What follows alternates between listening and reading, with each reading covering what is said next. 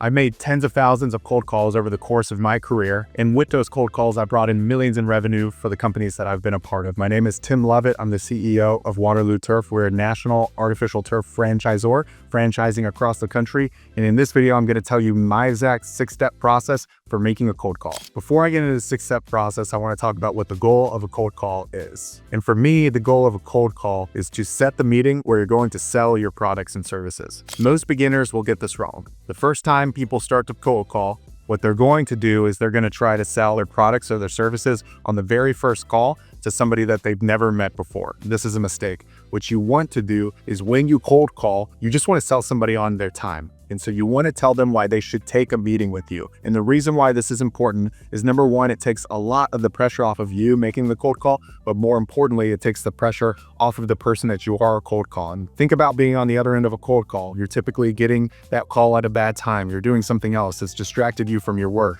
But if you've done your homework as a good cold caller, this is somebody who needs to hear about your services or your product, and you want to tell them why they should take out the time to hear about your services and products. Step number one in making a cold call is to have your list ready. The most important part about this step is to put together your list before you start to cold call. What I do when I'm cold calling, I'll typically put together my list the night before I know that I'm going to start making cold calls. The reason why this is so important is that when I am sitting there making cold calls, I'm able to remain efficient with my time and what I'm actually doing versus having to jump around and find different people's contact info while I'm making phone calls. It's frankly just distracting when you're doing it in the moment. It's much better to do it beforehand so that way you can just get to work when you're trying to call. The other thing to keep in mind when you put together a list of cold call is you want to have the same customer avatar on your list. And the reason why that is important is you don't want to have to change your pitch. When you're making cold calls, it's much better and much quicker and typically a much better quality of call when you're repeating the same thing over and over and over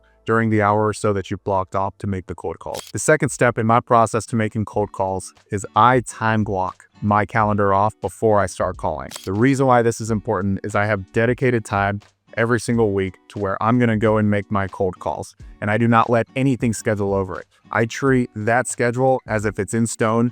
Nobody can set a meeting with me at that point. There is no customer fire that's going to take me away from actually making the dials that I need to make. And when I go and make the cold calls, I'm going to put myself in an area or a situation that's totally distraction free. So I shut down my email. I put my phone on do not disturb. I'd make sure that there's nobody that can pull me away from actually going and making the cold calls. Cold calling can be a little bit difficult, especially when you're first starting. It's certainly something that people don't naturally want to do because it is a high amount of rejection and you're not getting a bunch of approval. And so it's important to actually block off the time and force yourself to do it. And only then will you find the results when you're able to go and do a lot of volume in cold calls without getting distracted. The third step in the process is to have a goal for every cold call session that you're gonna have. And so here's a few ideas for goals that I've used. One that I use a lot is I want to make 100 dials within an hour and a half. And so I'll block off my hour and a half, and I know that my goal is I'm going to make 100 dials in this hour and a half. It helps keep me focused and keep me engaged. Another one that I've used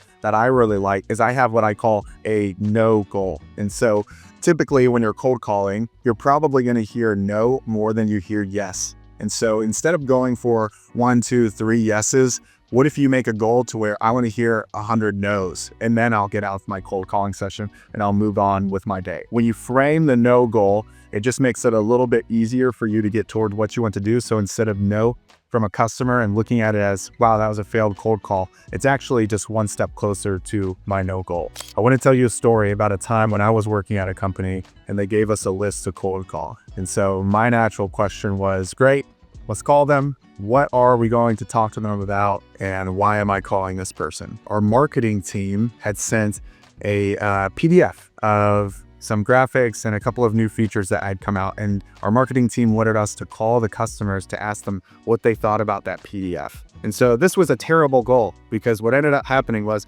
I spent my whole day calling people and saying, hey, did you read our PDF? No? Great. Can you open up that email? Did you read the PDF? Awesome. What'd you think? Cool. Click. Most of the time people just hung up on me, and actually towards the end I got so anxious about having that conversation that if somebody did pick up, I just hung up anyway and just avoided the entire conversation. A huge thing that you want to do when cold calling is you want to have a reason for the call. And so you're going to use that as your opening line. Why should they take this call with you? And you want to start with that. Without a reason, there is no purpose in calling them. And so have a reason for them to pick up your call. Step number 4 is to have a script and don't deviate from it. So the reason why a script is so important when you're cold calling is, number 1, you want to be as efficient as possible. The less time you spend thinking and the more time you spend executing, the more calls that you're going to be able to make, and having a script allows you to do that. The second thing that a script is important for is that without a script, you'll never know why you are hearing yes. And so if you're using a different talk track every single time you talk to somebody on the phone and you keep hearing no, no, no, no, you never know if they're saying no because of your skill as an individual, your script, maybe the way that you're talking or the time that you're calling or the type of person. And if you change that script every single time, there's too many variables in the equation for you to figure out what's going on. And having a script and doing the same exact conversation 100 times will allow you to isolate where people have questions and areas that you need to refine the script over time. So let me share my cold call script with you that I use every week. So when I make cold calls, I call franchise consultants. Franchise consultants are individuals who work with prospective franchisees who are looking to get into a franchise brand and they're not sure which brand to go with. That consultant will help them find a brand that best matches their lifestyle and their goals. And so when I call a franchise consultant, I want to educate them on the brand and see if they'd be willing to present Waterloo Turf to their candidates who would be a good fit for us also. So here's my script. Hi, first name. This is Tim with Waterloo Turf. From there, I just wait for their response. Typically, they might say, hi, or they might say, who? They've never heard of me before. They've never heard of our name. From there, I'll respond, hey, we're a brand within the network that they're in as a consultant and have been working with other consultants in the network. Over the past 11 months, we've signed up 45 territories. I had your name down over here. And if your clients like home services as a franchise option, I wanted to see if we could set up some time to speak through our brand. So what that does, it then allows the consultant to respond. They hear a little bit more about us. They know that we're a serious franchise brand. They also know that we're probably worthy to bring up to their candidates who are looking at home services. And they also have the opportunity to say, yes, let's schedule a time. They don't have to hear the whole thing about our brand right here. We can just go and carve out time to talk through it more when they are ready. And from there, there's really a few different things that can happen. Number 1, they could say, yes, absolutely, let's talk through it, at which point I will then present my brand to them right there on the fly because they'd rather talk about it then versus later. They may want to schedule time with me directly, maybe later in the week. And so I'll go ahead, I'll grab their email address while I'm on the phone with them if I don't already have it, and I'll shoot them over a calendar invite while I'm still on the call with them. And the last thing that can happen is they say, no, I'm not interested. In which case I say, great, thanks for taking my call. And I hang up and I move on to the next as quickly as possible. Because when you're cold calling, you want to spend more time with the people that are interested in the products or services that you offer. And you want to get away from the ones who are not interested as quickly as possible. So you've got your list, you've got your cold call time block, you've got your reason to call, and you've got your list. Now we're on to the 5th step. We're actually going to go and make a cold call. All right, so let's make a live phone call. And let's see how it goes. So we're going to give Lisa a call. Let's see if she answers. First time, first try. Come on, Lisa.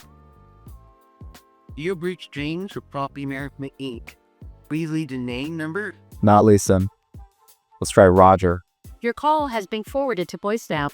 The person you're trying to reach is not available. At the tone, please record your message. When you have finished recording, you may hang up. Hey, Roger, this is Tim Lovett with Waterloo Turf. Hey, we've been working with other consultants and have done 45 territories in the past 11 months. Hey, I had your name down over here. Wanted to set up a time to speak about the brand that makes sense for your clients. My callback is forward to it. Thanks. All right, let's try Jeffrey, a different Jeffrey. Hey, Jeffrey, this is Tim with Waterloo Turf. Good, doing well. Hey, we're a brand within the network. We've been working a good bit with consultants in the network this year. We've done 45 territories in the past 11 months in the network. Hey, I had your name down over here. I don't know if your clients do much in the home services space, but wanted to see if we could set up some time to speak more through our brand. Yeah, I'm glad you called. I'm trying to get to know some brands always. And I've seen company. Seen some placements. Give me a share placements. Yeah, I'd love to schedule some time. Sounds good. When works for you this week? What's your availability tomorrow? How about tomorrow morning at 10 Eastern. Would that work for you? Yep. How about 11? Yeah, that is perfect. Okay, perfect. And is your email, is it? Yes. Okay, sounds good. All right, I'm shooting you over an invite and look forward to speaking to you more tomorrow morning. Same here. I appreciate your call. Like I said. All right, sounds good. We'll see you. Thanks, Jeff. Thank you. Boom, cold call.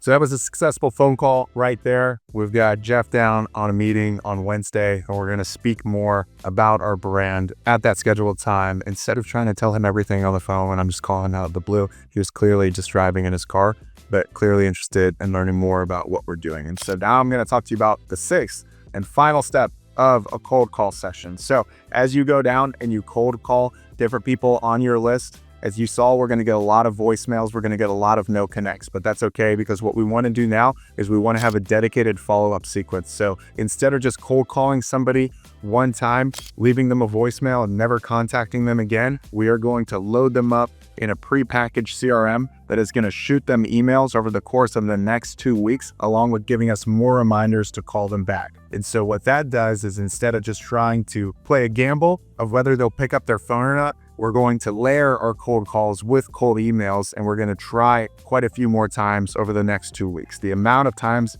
that you try will be dependent on the type of business that you're in, whether you should be calling them 3 times a day over the next 2 weeks, or maybe just a few times. But regardless, we want to make sure we have a really good follow-up sequence with a great CRM. So those are the 6 steps to making cold calls. My charge to you, if you're going out and you want to start doing cold outreach, don't just call one person, don't just call 5 people. Call 100 people every day over the course of the month, and you'll be surprised at the results that you can get through just cold calling alone. If this type of content was helpful to you, please like and subscribe to the channel. We put out new content weekly.